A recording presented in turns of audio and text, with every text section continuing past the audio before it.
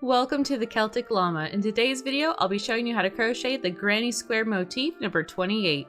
For this project, you're going to need to know how to do a single crochet and a double crochet. If you need help with that, you can check down in the description below for my videos on how to do those stitches and techniques. Now for this video, I decided I was going to do something a little bit different. A friend had given me a sack full of yarn and there was some variegated yarn in there, so I decided I would give that a try for making a granny square.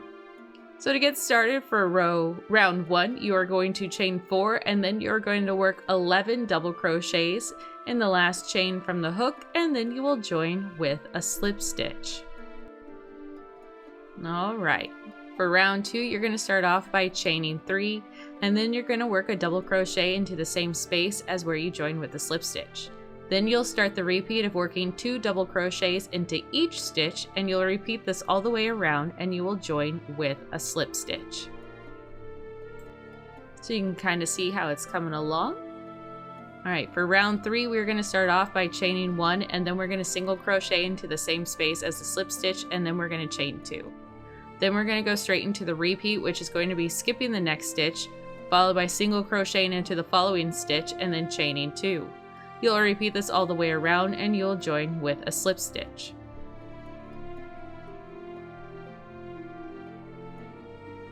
So you can really see it coming along here.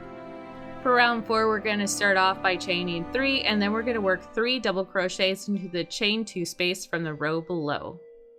Then we will start our repeat, which is going to be double crocheting into the next stitch, followed by working 3 double crochets into the chain 2 space from the row below. You'll repeat this all the way around and you will join with a slip stitch.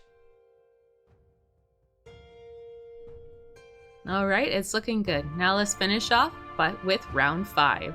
So with round 5, you're going to start off by chaining 1 and then single crochet into the same space as the slip stitch. Then you're going to chain 2.